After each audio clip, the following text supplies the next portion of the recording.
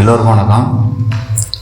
இந்த பகுதியில் காம உணர்ச்சியை அதிகரிக்கக்கூடிய ருத்ரமுத்திரை பற்றி இந்த பகுதியில் பார்க்க போகிறோம். காம உணர்ச்சியை அதிகரிக்க உறுதுணையாக இருப்பது இந்த ருத்ரமுத்திரை. படத்தில் உள்ளதை போல் பெருவிரல் நுனியை, சுண்டு விரல் நுனியை மற்றும் மோதிர விரல் நுனியை ஆகியவற்றை ஒன்றாக இணைத்து நடுவிரல், சுண்டு விரல் நேராக வைத்திருத்தல் வேண்டும். இதுவே ருத்ரமுத்திரையாகும். இதனை 10 முதல் 15 நிமிடம் வரை செய்யலாம். செய்முறை பற்றி பார்ப்போம். கட்ட விரல், ஆள்காட்டி விரல், மோதிர விரல் நுனியை சேர்த்து வைக்க வேண்டும். நடுவிரல், சுண்டு விரலை நீட்டி இருக்க வேண்டும்.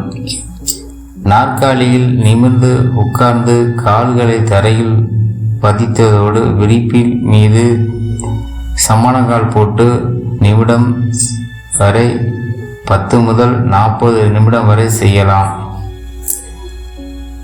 தந்திரா என்பதில் இது தத் உடலில் உள்ள சக்தியை இத்ரா அணைக்கட்டும் நன்மை குறிக்கிறது. தாந்திரிகத்தில் நபி என்று முக்கிய இடம் பெற்றுள்ளது.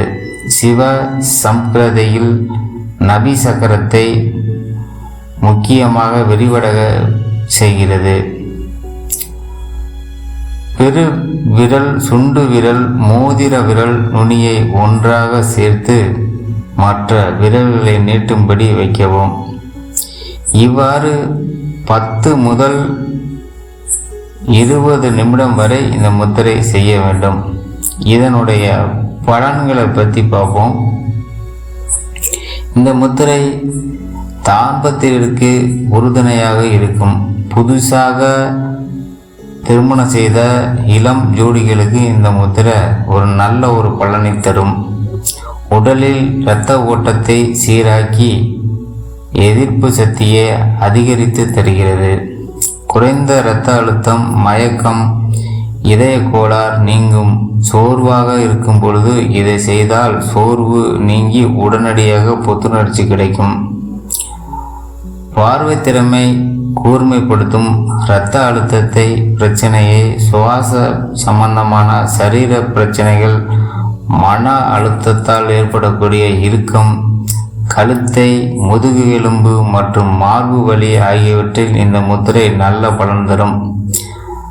இரத்த நாளங்களில் உள்ள அடைப்புகள், கட்டிகள் ஆகியவற்றை சரி செய்யும்.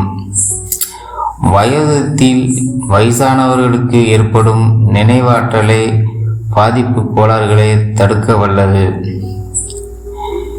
பார்க்கின்சன், அல்சைமர்ஸ் பாதிப்பு உள்ளவர்கள் 3 மாதம் தொடர்ந்து செய்து வர முன்னேற்றம் காணலாம். மூலிகை மருந்தும் சிலவற்றை இதோடு சேர்த்து சாப்பிட்டா நல்ல காம உணர்ச்சிகள் அதிகரிக்கும். சில மூலிகை மருந்தை பற்றி பார்ப்போம். முருங்கைப்பூவை உணவோடு மருந்துகளில் சேர்த்து பச்சைக்காயோடு இந்த விரதத்தில் இந்த மாதிரி உபயோகப்படுத்தும் முத்திரை செய்து வரும் பொழுது உணவோடு முருங்கைப்பூ கலந்த உணவு முறைகளை எடுத்துக்கொள்ளவும். உண்டபின் உடலில் காமத்தை பெருகும், இச்சையை தூண்டும்